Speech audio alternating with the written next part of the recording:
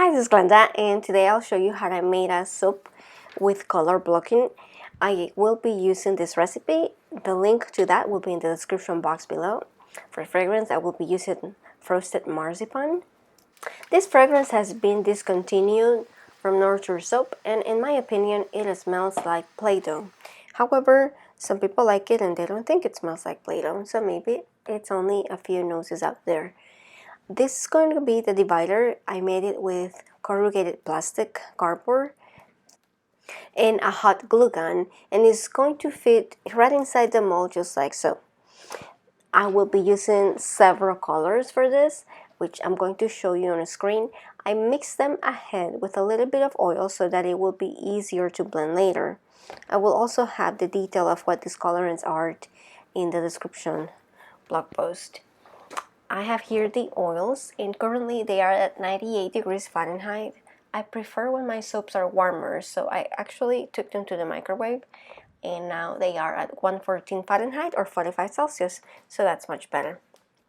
Mainly because I use beef tallow, and that one requires a temperature of at least 104 for that specific fat to stay fluid, although there are other ingredients here. The light water solution was at room temperature, or 77 Fahrenheit, or 25 Celsius.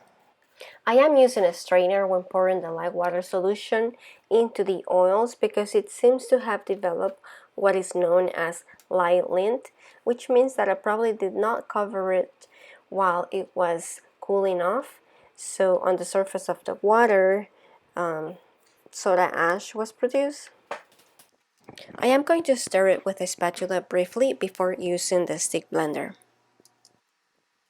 Once I use the stick blender, I'm just going and doing short bursts with it, and then I blend it some more with a spatula, and then I go and I do another short burst, maybe 2-3 seconds, and then I continue stirring because I don't want to reach trace use yet.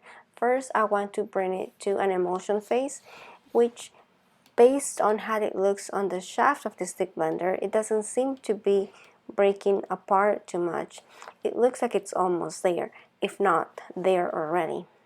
I want the soap batter to stay fluid for a while so that I have time to divide it into all the containers for each color and then to stir each color in, and that's going to take a little bit of time. Now it seems that it is there at the emulsion phase for sure. So I'm going to go ahead and divide it into all the other containers, and I had calculated the weight of each beforehand. I could have actually blended it a little bit more.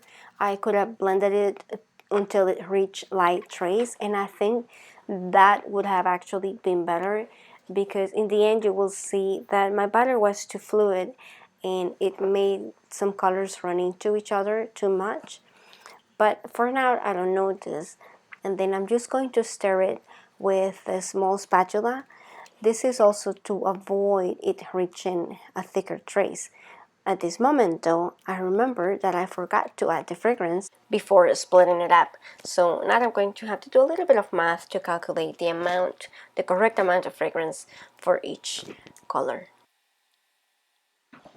The colors are inspired in a set of Lego blocks that I have that I'm going to show you now, and I want one part of the mold, the one on the right, to resemble that construction of Lego blocks.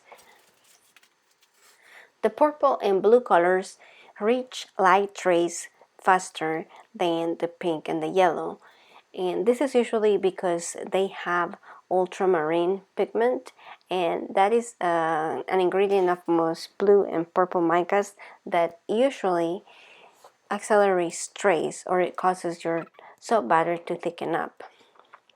But at this moment the yellow seemed too fluid, so I tried using a small mini blender to see if I could thicken it up some more.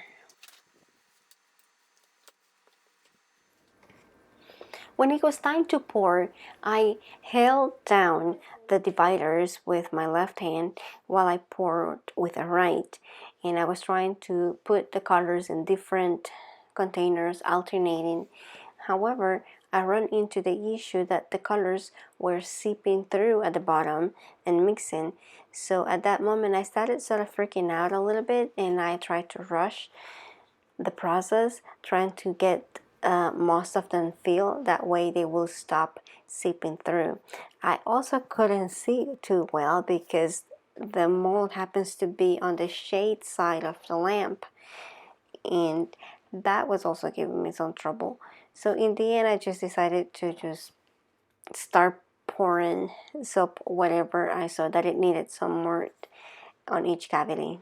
Another thing that I learned from this was that I should have filled it more, because after I pull the dividers, the soap is going to sink using the space that the dividers are currently using, and my bars ended up being thinner than usual because of this.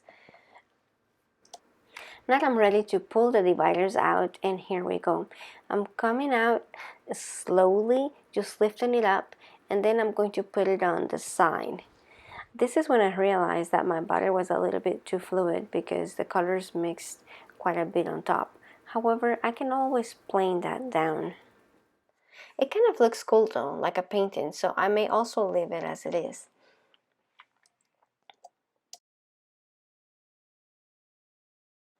So this is what they look like.